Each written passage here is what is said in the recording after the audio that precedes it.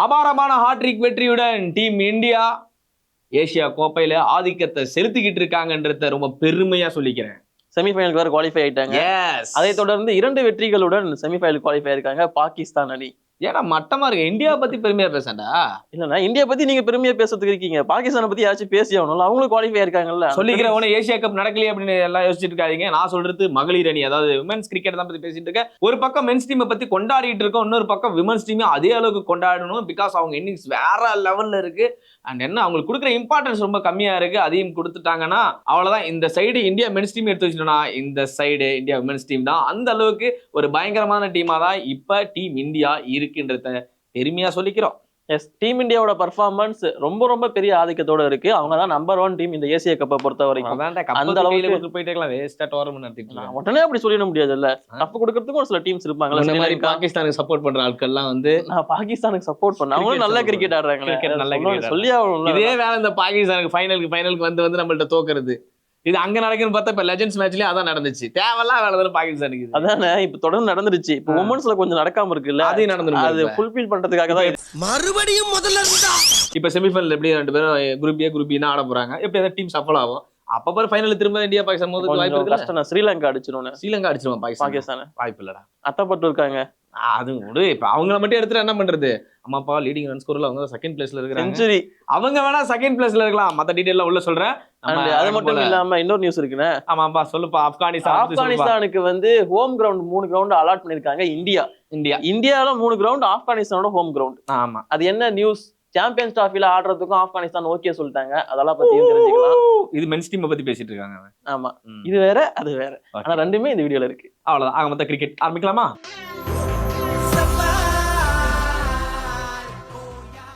ஆல்நாட் sports நேயர்களே அனைவருக்கும் வணக்கம். நான் விஜய் சிட்டி, என்னுடன் நிதிஷ்குமார் ரெட்டி நாயுடு. ஓகே, இருந்துட்டு போடா, வேற முக்கியம், நமக்கு நியூஸ் தான் முக்கியம். சொல்லுங்க. சோ ஏசியா கோப்பை போயிட்டு இருக்க ஒரு பக்கம் விமென்ஸ் டீம் வந்து வேற லெவல்ல இந்த சைடு T20 எல்லாம் முடிச்சிட்டு இந்த பக்கமும் அவங்க அதிக சின்ன கரெக்ஷன். ஏசியா கப்னு சொல்லுங்க, இல்ல ஆசியா கோப்பைன்னு சொல்லுங்க. அதனா ஏசியா கோப்பை. ஓ, தமிழ்ல இருந்து இங்கிலீஷ் வரன்றதால உனக்கு வருத்தமா இருக்கடா? ஆமா. So Joe Joe Joe Joe Joe இப்ப எப்படி ரன் த்ரோ அப்படியே போயிடுங்க, பரவாயில்ல, ஒன்னும் பிரச்சனை இல்ல. நான் நல்லா பண்றனோ இல்லையோ, ஆனா நீ நல்லா பண்ற. நாடா தமிழ் இங்கிலீஷ் ஓகே ஃபைன் வச்சுட்டு போ, இருந்துட்டு போகட்டும். அதாங்க விமென்ஸ் டீம் வந்து வேற இப்படி சொல்லுவாங்க, பெண்கள் அணி வந்து வேற லெவல்ல விளையாண்டுட்டு இருக்காங்க. ஸோ இந்தியா அப்படின்னாலே சரி, மென்ஸ் ஆகட்டும் உமன்ஸ் ஆகட்டும் எல்லா டீமையுமே அடிச்சு துவம்சம் பண்றாங்கன்றதுக்கு இதுவே பெரிய எக்ஸாம்பிள். இது வரைக்கும் நடந்த ஏசியா கப்புல இப்போ வரைக்கும் நடந்த ஏசியா கப்ல இந்தியா டாமினேட் பண்ணிட்டு இருக்காங்கன்றதுல எந்த மாற்று கருத்தும் கிடையாது. பிகாஸ் ஏன்னு வந்து பார்த்தோன்னா, அதாவது பேட்டிங்ல வந்து செம டாப் ஸ்கோரரா வந்து ஷஃபாலி வர்மா தான் இருந்துட்டு இருக்காங்க. ஷஃபாலி வர்மா பத்தி சொல்லவே தேவையில்ல. இந்தியன் டீமோட ஷேவாக் சொல்லிட்டே இருப்பாங்க. என்னோட ஃபேவரட்டா எல்லாருக்கும் ஃபேவரட் போவாங்க. அப்படியா? Attacking player. ஸோ யார் பவுலிங் பண்ணாலும் பறக்க விடுறதுல இவங்கள மாதிரி ஒரு கில்லி பிளேயர் கிடைக்காது டீம் இந்தியாவுக்குன்னு சொல்லுவேன். அண்ட் அவங்க வந்து 3 மேட்சுக்கு 158 அடிச்சு முதல் இடத்துல இருக்காங்க. நீங்க சொன்ன மாதிரி 2வது இடத்துல நம்மளோட ஸ்ரீலங்கன் பிளேயர் தான் இருக்கிறாங்க. 2 இன்னிங்ஸ் தானே, 12, 119. அவ்வளவுதான், முடிஞ்சிச்சா? சோ பேட்டிங்ல மட்டும் தான் டீம் இந்தியா இருக்காங்கன்னு கேட்டீங்கன்னா, பவுலிங் சைட்லயும் இருக்காங்க. Deepti Sharma, why not? இவங்க ஏன் இருக்க மாட்டாங்கன்ற கேள்விதான் இருக்கும். இவங்களுக்கு ஒரு பேர் இருக்கு. உமன்ஸ் டீமோட ஜடேஜா. அப்பாடா, ரிட்டர்மெண்ட் கொடுத்துட மாட்டாங்களே ஜெயிச்சு? இல்ல சரி, ஓகே, இல்ல பயமா இருக்கு. 8 விக்கெட் எடுத்து இப்போதைக்கு பவுலிங்ல. ஆமாங்க, முதல் மேட்ச் 3 விக்கெட், அடுத்து 2ஆம் மேட்ச் 2 விக்கெட், அடுத்த 3ஆம் மேட்ச் 3 விக்கெட் எடுத்து சும்மா கலக்கலன்னு கலக்கிட்டு இருக்காங்க.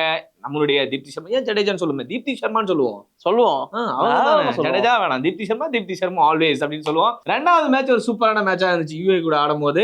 ஏன்னா அந்த மேட்ச்ல வந்து கேப்டன் இன்னிங்ஸ் ஆடினாங்க. ஹர்மன்பிரீத் வந்து செம்ம இன்னிங்ஸ் ஆடினாங்க. அண்ட் அவங்க கூட சேர்ந்து ரிச்சா கோஸ் அடிச்சது எனக்கு ரொம்ப பிடிச்சிருந்துச்சு. Wicket keeper, what a match. ஒரு விக்கெட் கீப்பர் 50 அடிக்கிறது இதான் அவ்வளவு ஈஸி கிடையாது. அண்ட் ஃபர்ஸ்ட் டைம் நீ சொல்ற மாதிரி உண்மைதான்டா தம்பி. ஏன்னா ரிச்சா கோஸோட பேட்டிங் ஆர்டர் வந்து கீழே தான், ரொம்ப லோ ஆர்டர்ல வந்தாங்க. பட் இருந்தாலும் அவங்க ஒரு 50+ அடிச்சாங்க. செம்மையான இன்னிங்ஸா இருந்துச்சு. அதுக்கப்புறம் 3வது மேட்ச் உங்களுக்கு தெரியும், நேபாள ஒரு டீமே கிடையாது. ஆனா அது மட்டும் இல்லாம இந்த இந்தியா நேபாள் போட்டி முடிஞ்சதுக்கு அப்புறமா நேபாளோட கேப்டன் இந்து வந்து ஒரு டோக்கன் ஆஃப் லவ் எல்லாம் கொடுத்திருந்தாங்க ஸ்மிருதி மந்தானாவுக்கு. அதுவுமே ட்ரெண்டா இருந்துச்சு. நேபாள் அவள் தான் வீட்டுக்கு போறாங்க. அண்ட் இந்த போட்டியை இந்தியா வின் பண்ணதுனாலதான் பாகிஸ்தான் வந்து குவாலிஃபை ஆயிருந்தாங்க. மேபி நேபாள் வின் பண்ணியிருந்தா அவங்களுக்கு ஒரு சான்ஸ் இருக்கு. பாகிஸ்தானுக்கு அந்த ஹோப்பை கொடுத்து உடைக்கிறதுல இந்தியாவுக்கு அவ்வளவு ஒரு சந்தோஷம். சரி, ஓகே, அது உடைச்சிட்டு போங்க. பட் சொல்றேன், ஓகே, இந்தியாவில் வந்து நீங்க வந்து கேட்கலாம், அவனை ஷஃபாலி வர்மா, தீப்தி சர்மா மட்டும் தான் பர்ஃபார்ம் பண்றான்னு கேட்டா டெஃபினட்டா இல்ல. எல்லாருமே டீம் இந்தியாவே சூப்பரா இருக்குன்னு தான் சொல்லுவேன். ஏன்னா கேப்டன் ஆகட்டும் அண்ட் ஸ்ரேயா பட்டேல் ஆர்சிபி கோப்பை எடுக்கிறதுக்கு மிக முக்கியமான காரணமா இருந்த அவங்களும் இந்தியாவில் இப்ப வேற லெவலில் ஷைன் ஆகிட்டு இருக்காங்க. பார்க்க செம்மையா இருக்கு. உன்னோட கிரஷ் உன்னோட கிரஷ் தானே ஃபிலிம்ஸ் போட்டு பார்த்து அதெல்லாம் வேணாம் கண்டென்ட் பூஜா வஸ்ட்ரேகர். ஆனா எல்லா யாரு கூட பிளேஸ் போட்டு பார்த்தாலும் அவங்களுக்கு சிஸ்டர் வருது இல்ல எனிமி வருது. வாட்டுடா. சரி போவோம் ஓகே சூப்பர். எல்லாரோட ஆதிக்கமும் செமையா இருக்கு. அண்ட் ரிச்சா கோஷ் அந்த டவுன் த ஆர்டர் இறங்கினாலுமே அவங்களும் ஒரு சூப்பரான 50 அடிச்சிருந்தாங்க. ஸோ அதனால இந்தியா இப்போ பர்ஃபெக்டான டீமா இருக்காங்க. நம்ம முன்னாடி சொல்ற மாதிரி T20ல எப்படி மென்ஸ் டீமை கொண்டாடணுமோ அதே மாதிரி அதே அளவுக்கு ஏன் அதை விட ஒரு படி தூக்கி கூட நீங்க கொண்டாடலாங்க மென்ஸ் டீமை. ஏன்னா ஃபுல்லா டாமினேட் பண்ணிக்கிட்டே இருக்காங்க. நீங்க எல்லா மேட்ச் எடுத்து பாருங்க, இந்தியா கிங்கா தான் இருந்துகிட்டு இருக்காங்க. இப்போ வரைக்குமே மென்ஸ் டீம் வேற லெவல்ல இருந்துகிட்டு இருக்கு. கிங்னா எப்படின்னா உமன்ஸ் டீம். ஐயோ சாமி வேற டேய் கூண்டு போங்கடா, கோவத்துல போட்டுற போறேன். சரி குயினா இருந்துகிட்டு இருக்காங்கப்பா. என்னடா இதெல்லாம். சரி ஓகே, ரொம்ப நேரமா இடம்படாது. ஒரே குரூப்பை பத்தி பேசிட்டு இருக்கோம். இன்னொரு குரூப் இருக்கு இந்த பக்கம். அந்த பி குரூப்பை பத்தி பேச விருப்பமே இல்ல. சீக்கிரம் மேட்ச் முடிக்க மாட்டேங்கிறாங்க. 2 மேட்ச் தான் விளையாண்டு முடிச்சிருக்காங்க. கடுப்பா இருக்கு எனக்கு. அதான் முடிச்சிருவாங்க. இப்போ வந்து ஸ்ரீலங்கா வந்து டேபிள் டாப்ல இருக்காங்க. அதுவும் ரன் ரேட் அப்படிங்கிறது 4 இருக்கு. சோ அவங்க ஆல்மோஸ்ட் குவாலிஃபைட் தான். அடுத்து தாய்லாந்து வராங்களா இல்ல பங்களாதேஷ் வராங்களான்றது நீங்க சொல்லுங்க. நீங்க பங்களாதேஷா? பங்களாதேஷ் நான் தாய்லாந்து. ஓகே நான் பங்களாதேஷ் வரும் தான் நம்புறேன். சரி பாப்போம் என்னதான் நடக்க போகுது அப்படிங்கறது. சோ யார் வந்தாலுமே அவங்க இந்தியா கூட மோத போறாங்க.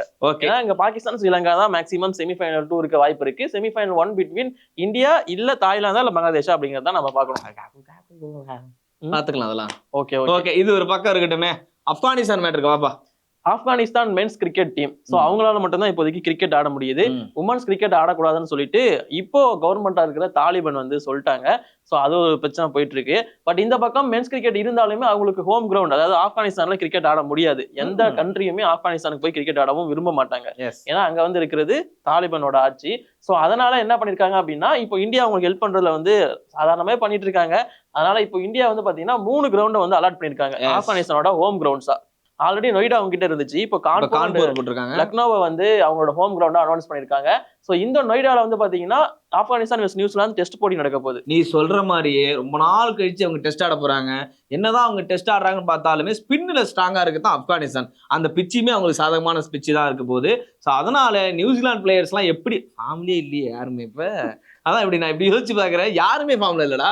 ஆனா நியூசிலாந்து வரதுலயுமே ஒரு மாஸ்டர் பிளான் இருக்கு. என்னது? அவங்க வந்து அதுக்கப்புறமா இந்தியா கூட வந்து டெஸ்ட் சீரிஸ் ஆட போறாங்க இந்தியாவில. எதுக்குடா ஆப்கானிஸ்தானே அடிச்சு அனுப்ப போகுது திரும்ப வர. அதான் அங்க தெரிய போகுது என்ன நடக்க போகுது அப்படிங்கிறது. ஓகே ஏன்னா ஏன் நான் வந்து இவ்வளவு கான்ஃபிடென்ட்டா சொல்றேன், நீங்க ஒண்ணு யோசிக்கலாம். என்னங்க நியூசிலாண்டை போய் நீங்க டம்மியா பாக்குறேன். நியூசிலாந்துல யாருமே இப்ப சரியான ஃபார்ம்ல இல்ல. முதல் பிரச்சனை. ரெண்டாவது பிரச்சனை ஸ்பின்ன்ற போது பயங்கர ஸ்ட்ராங்கா இருக்குது ஆப்கானிஸ்தான் தான். நீங்க T20 பார்த்துட்டு T20 கம்பேரிசன் வர நினைக்காதீங்க. இந்தியா பிச்சுன்னும் போது ஆல்மோஸ்ட் தெரியும் உங்களுக்கு ஸ்பின்னுக்கு பயங்கர சாதகமா இருக்கும் அப்படின்னு சொல்லிட்டு. ஸோ இது வந்து நியூசிலாண்டுக்கு ஒரு சவாலா தான் இருக்க போகுது. இதை முடிச்சுட்டு இது கிட்டத்தட்ட உங்களுக்கு பிராக்டிஸ் மாதிரி தான். இதை ஆடிட்டு இங்க உள்ள வந்தாங்கன்னா டீம் இந்தியா கூட சரியான ஒரு டெஸ்ட் சூப்பரா ஆடலாங்க. ஜடேஜா வேற வருவாரா? அஸ்வினும் இருப்பாரு. அஸ்வின் இருப்பாரா இல்ல வீடியோ போட்டு இருப்பாரான்னு தெரியல. சரி பாப்போம். ஊரா சுத்திட்டு இருக்காரு இப்ப வேற. அண்ட் அது மட்டும் இல்லாம ஆப்கானிஸ்தான் வந்து நாங்க சாம்பியன்ஸ் டிராஃபி ஆடுவோம் பாகிஸ்தான்ல அப்படிங்கறத கன்ஃபார்ம் பண்ணிட்டாங்க. ஏன்னா இந்தியா வந்து போக மாட்டாங்க. இந்தியாவோட ஃப்ரெண்ட் ஆப்கானிஸ்தான் பாகிஸ்தானுக்குமே ஆகாது. சோ பாகிஸ்தானுக்கு ஆப்கானிஸ்தான் போவாங்களா இல்லையா அப்படிங்கிற ஒரு கேள்விக்குறி இருந்துச்சு. சோ நாங்க வந்து ஆடுறோம் அப்படிங்கிற மாதிரி ஆப்கானிஸ்தான் கிரிக்கெட் போர்டு சொல்லிட்டாங்க. சோ அந்த பிரச்சனை சால்வ். இப்போதைக்கு இந்தியா வருமா வராதாங்க அது மட்டும் தான் பாகிஸ்தானோட கேள்விக்குறியா இருக்கு. போகணுமா வேணாமா, பாகிஸ்தான் போய் ஆடணுமா வேணாமா? வேணான்றதுதான் என்னோட ஒரே வேண்டுகோள். என்ன போய் ஆனா நல்லா இருக்கும்ல. வேணாம் அது போவாங்க ரிட்டர்ன் வருவாங்களான்னு தெரியலையே. ஏற்கனவே நடந்த சம்பவம் எல்லாம் எல்லாருக்கும் தெரியும் நினைக்கிறேன். அதனால வேணாம், அது அப்படியே இருக்கட்டும். கண்டிப்பா ஆட மாட்டாங்கடா. அது டெஃபினட்டா அது வெடிக்கும். அது பெருசா இருக்கும் பிரச்சனையே. வேணாம்னு நினைக்கிறேன். ஸோ அது வேணாம், அவ்வளவுதான். நான் இன்னமும் பிசிசி மாதிரி கேட்டுட்டு இருக்கேன். ஓகே நான் இந்த வீடியோ வந்து நம்ம ஒரு ப்ரெடிக்ஷனோட முடிச்சுப்போம். Okay so women's Asia Cup போயிட்டு இருக்குல்ல, 26 அன்னைக்கு செமிஃபைனல் நடக்க போகுது, 28 ஃபைனல். ஸோ செமிஃபைனல்ல யார் வின் பண்ண போறாங்க, ஃபைனல்ல யார் வின் பண்ண போறாங்க? ஃபைனல் இந்தியா வின் பண்ண போறாங்க. யார் கூட மோத போறாங்க final India versus Pakistan. Super. So அந்த ப்ரெடிக்ஷன் நடக்குதா இல்லையா அப்படிங்கிறதெல்லாம் வெயிட் பண்ணி அந்த வீடியோவில் தெரிஞ்சுப்போம். ஸோ இப்போதைக்கு இந்த வீடியோவை நீங்களும் சப்போர்ட் பண்ணுங்க விமென்ஸ் கிரிக்கெட்டுக்கு. ஓகே.